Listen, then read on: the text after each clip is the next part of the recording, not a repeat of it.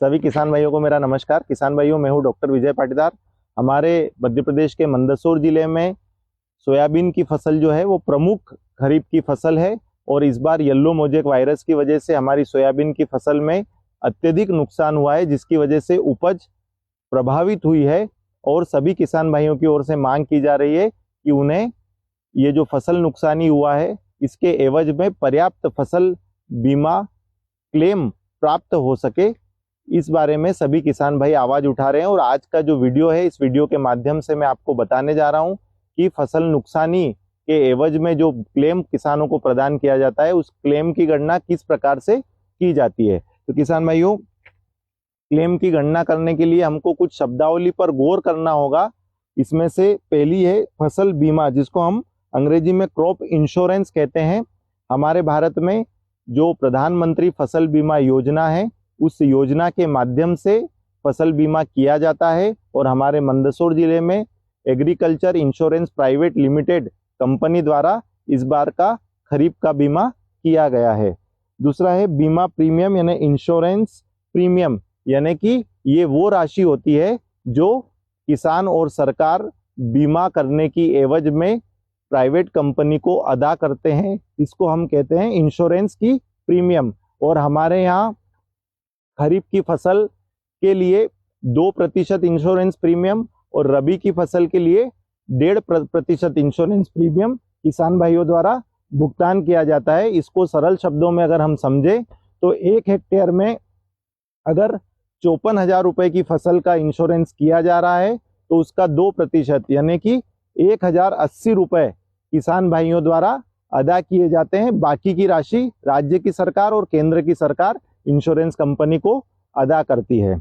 उसके बाद हम बात करें बीमाकृत राशि यानी सम इंश्योर्ड, यानी कि ये वो राशि होती है जो किसान भाई अधिकतम नुकसानी होने पर बीमा कंपनी से मांग कर सकता है। और हमारे यहाँ लगभग 1 हेक्टेयर में 54,000 रुपए की राशि, अगर पूरी फसल अगर खत्म हो जाती है तो 1 हेक्टेयर में 54,000 रुपए की राशि की मांग किसान भाई बीमा कंपनी से कर सकता है। उसके बाद दावा या मांग, जिसको हम अंग्रेजी में कहते हैं क्लेम, यानी कि फसल नुकसान होने की एवज में जिस राशि की मांग किसान भाई द्वारा बीमा कंपनी से की जाती है उसको हम बोलते हैं क्लेम। उसके बाद फसल कटाई प्रयोग यानी कि क्रॉप कटिंग सर्वे। ये फसल कटाई प्रयोग प्रति हल्के में कुल फसल का औसत उत्पादन कितना हुआ है उसको उसकी गणना करने के लिए हल्के में फसल कटाई प्रयोग किया जाता है। इसके बारे में हम आगे विस्तार से समझेंगे। उसके बाद हल्का किसको कहते हैं, यानी कि सर्कल, यानी कि एक सर्कल में एक गांव के सभी खेत, एक से अधिक गांव के खेत या एक से कम गांव के खेत की पूरी जो सीमा होती है, पूरे जो क्षेत्र होता है उसको हम बोलते हैं हल्का या सर्कल। उसके बाद उपज, जिसको उपज को हम अंग्रेजी में किसान भाइयों कहते हैं यील्ड, यानी कि जो शुद्ध मात्रा जो हमको उत्पादन प्राप्त होता है फसल का उसकी शुद्ध मात्रा को हम कहते हैं उपज यानी कि यील्ड। उसके बाद हम बात करें औसत उपज यानी कि एवरेज यील्ड, यानी कि उस हल्के की औसत उपज किस प्रकार से गणना की जाती है, इसके बारे में भी मैं आपको आगे बताने वाला हूं।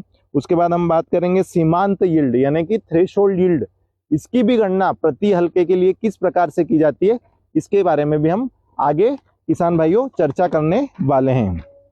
अब हम बात करेंगे कि हल्के की प्रति हेक्टेयर उपज यानी कि सर्कल यील्ड की गणना किस प्रकार से की जाती है। तो किसान भाइयों, आप देख सकते हैं कि सर्कल यील्ड की गणना के लिए हमने 5 × 5 वर्ग मीटर में फसल कटाई प्रयोग से प्राप्त उपज का शुद्ध भार गुणित 400।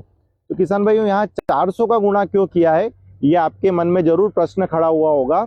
तो जो फसल कटाई प्रयोग किया जाता है वह फसल कटाई प्रयोग प्रत्येक हल्के में किया जाता है और प्रत्येक हल्के के 4 अलग अलग सर्वे नंबर पर फसल कटाई प्रयोग किया जाता है, जिनमें 2 सर्वे नंबर पर राजस्व विभाग के अधिकारी फसल कटाई प्रयोग करते हैं और 2 सर्वे नंबर पर कृषि विभाग के अधिकारी फसल कटाई प्रयोग करते हैं। तो 5 × 5 वर्ग मीटर का जो हमारा जो क्षेत्र होता है उसमें फसल को काटा जाता है, भूसे सहित वजन निकाला जाता है। उसके बाद फसल जब वो भूसा सूख जाता है तब उसकी कुटाई करके शुद्ध भार जो उपज है उसको हम निकालते हैं।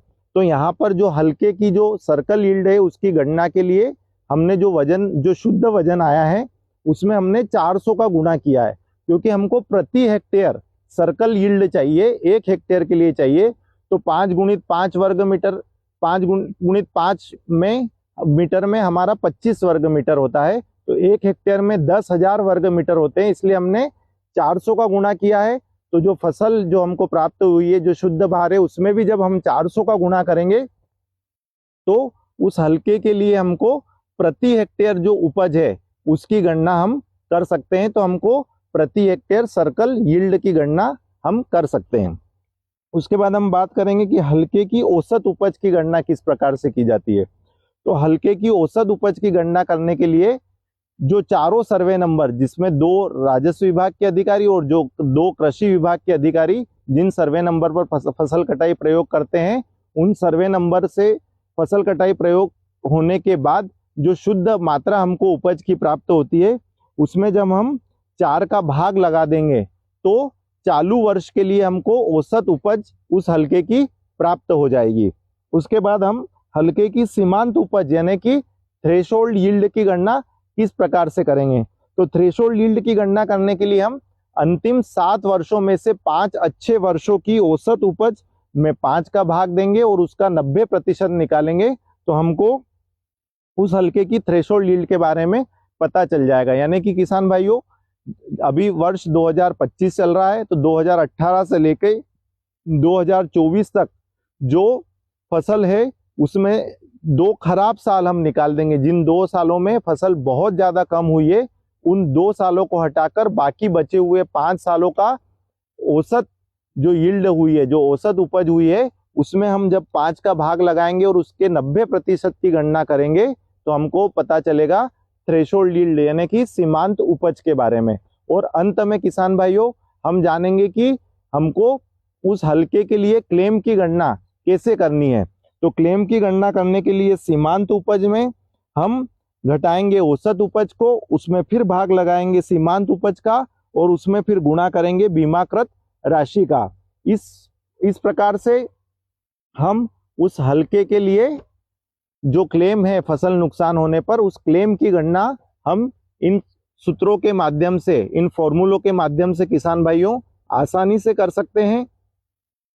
मेरा आप सब किसान भाइयों से एक अनुरोध है कि अभी भी कई हलकों में फसल कटाई प्रयोग चल रहा है और किसान भाई उस बारे में रुचि कम लेते हैं। तो मेरा सब किसान भाइयों से अनुरोध है कि आप भी, आपके हलके में फसल कटाई प्रयोग चल रहा है, उसको देखने अवश्य जाएं और फसल कटाई प्रयोग किस प्रकार से किया जा रहा है उसको आप समझने का प्रयास करें और उसके परिणाम को आप इन फॉर्मूलों में डालकर आपको कितना फसल बीमा योजना के अंतर्गत कितना क्लेम आपकी फसल नुकसानी का प्राप्त होने वाला है, उसकी गणना आप स्वयं घर बैठे कर सकते हैं। आपको अगर और भी कोई इस बारे में जानकारी चाहिए तो आप बिल्कुल कमेंट के माध्यम से मुझे बता सकते हैं। अधिक से अधिक आप इस जानकारी को शेयर करें, किस प्रकार से फसल बीमा का क्लेम निकाला जाता है, इस जानकारी के बारे में आप और भी दोस्तों को बताएं। आपने मुझे ध्यानपूर्वक सुना, इसके लिए सभी किसान भाइयों का हृदय से धन्यवाद। जय हिंद, जय भारत, जय जवान, जय किसान।